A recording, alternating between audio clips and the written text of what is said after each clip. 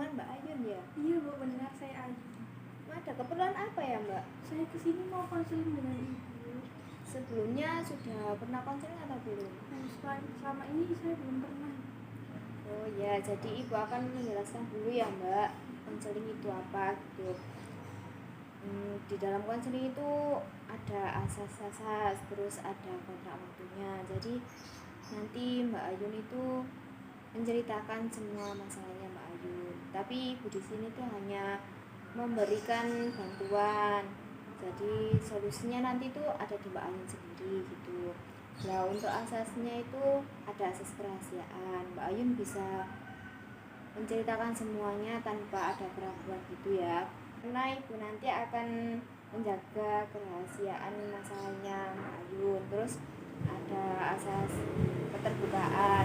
Mbak Ayun harus terbuka kepada Ibu agar masalahnya itu segera terselesaikan. Terus ada asas kesukarelaan. Mbak Ayun tadi kesini kan katanya mau konseling kan. Jadi kan nggak ada keterpaksaan dari siapapun gitu ya Mbak Ayun. Nah untuk kontrak waktunya itu ini konseling itu nggak cukup dengan satu kali pertemuan. Jadi nanti ada beberapa kali pertemuan sampai masalahnya itu sudah benar-benar selesai gitu ya Mbak Ayun. Apakah Mbak Ayun sudah paham? Iya, insya Allah sudah paham Bu. Ya kalau boleh Ibu tahu ada permasalahan apa ya Mbak Ayun? Kalau menurut saya jujur tuh saya selama ini akhir-akhir ini tuh sering sekali stres Bu. Saya tuh kayak lelah, pusing semuanya gitu. Stresnya itu karena apa? Kalau karenanya tuh biasanya tuh karena tugas-tugas saya itu menumpuk, terus biasanya juga berbarengan dengan tugas dari organisasi. Saya juga kan ikut organisasi gitu. Jadi Mbak Ayun kuliah iya, semester berapa? saya sudah semester 5. Oh jadi tugasnya semakin banyak ya Mbak? Iya Bu. Terus untuk organisasinya itu tadi ikut organisasi apa Mbak? Saya ikut organisasi BEM. Ya terus kalau tugasnya banyak gitu saat mengerjakan tugasnya itu kapan? Saya tuh seringnya tuh kalau mengerjakan tugas tuh mepet deadline gitu loh Bu. Jadi saya tuh kadang terburu-buru dan saya jadinya stres gitu. Kenapa harus mepet dan deadline? Karena sebelum-sebelumnya tuh saya kira tuh masih ada waktu gitu, jadi nanti aja gitu. Terus tugasnya itu apa? Ada tugas setiap hari atau bagaimana? Bukan setiap hari sih, tapi cuma kayak berbarengan atau enggak itu habis selesai ini ada lagi, habis selesai ini ada lagi, jadi itu beruntun gitu loh Bu.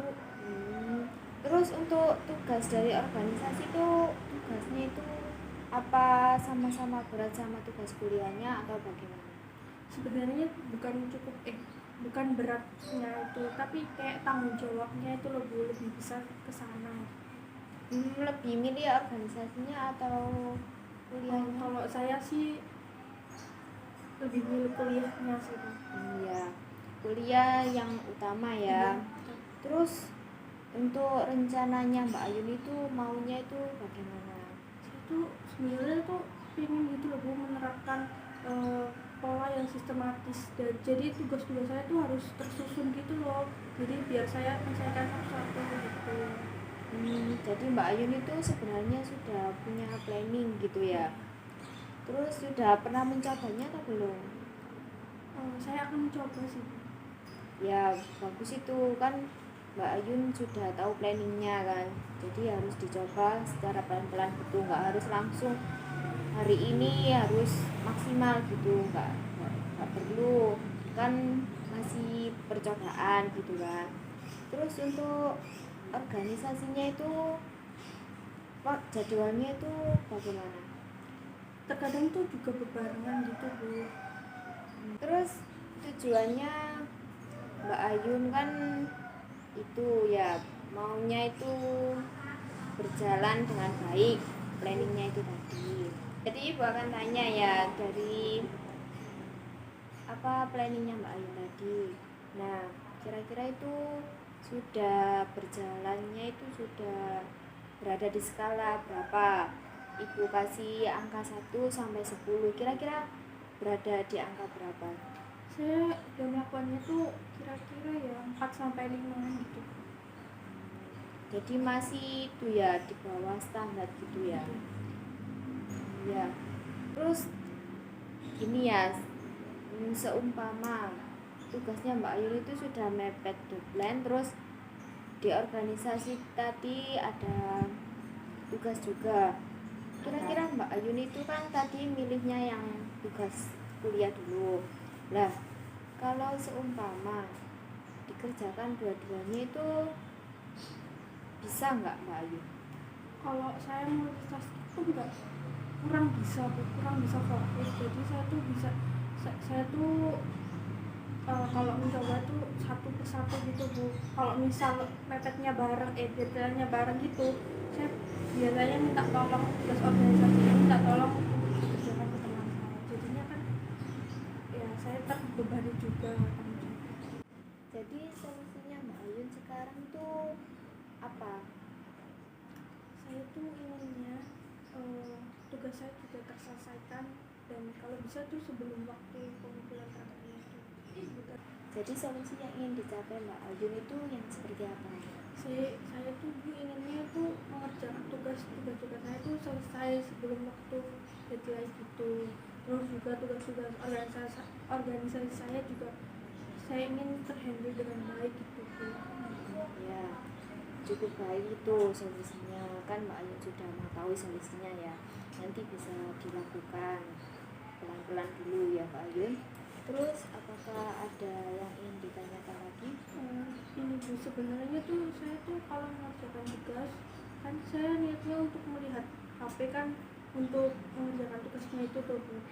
Itu saya seringnya itu distract dengan hal-hal lain, misalnya saya malah bukan buka tugas atau buka sosmed gitu. Terus jadinya itu terabaikan gitu tugasnya. Iya.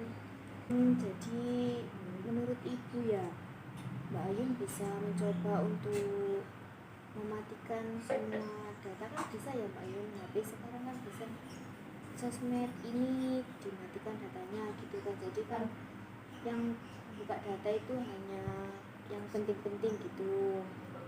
Kira-kira Mbak Ayun kalau seperti itu bisa atau tidak? Seharusnya bisa ya. Ya, Insya Allah bisa dicoba dulu ya Mbak Ayun. Terus untuk selain buka sosmed itu apa yang bikin candu? Apakah maksudnya itu kayak game atau apa gitu? kalau game saya udah nggak terlalu. Terus Sudah yang enggak yang keseringan dibuka itu apa? ya, kayak sosmed misal TikTok atau Instagram, Twitter gitu. Ya. Jadi nggak bisa fokus ya? Iya. Iya. Jadi nanti Mbak Ayun bisa mencoba saran dari ibu tadi. Terus ada yang ditanyakan untuk yang lainnya? Sejauh ini udah cukup ya. Iya. Ya karena ini waktunya kan sudah hampir habis ya Mbak Ayun. Jadi ibu akan mengakhiri konseling hari ini. Nanti bisa dilanjut di minggu depan. Terima kasih Mbak Ayun sudah melakukan konseling kepada ibu. Saya juga berterima kasih banyak juga Bu, Ibu sudah membantu saya.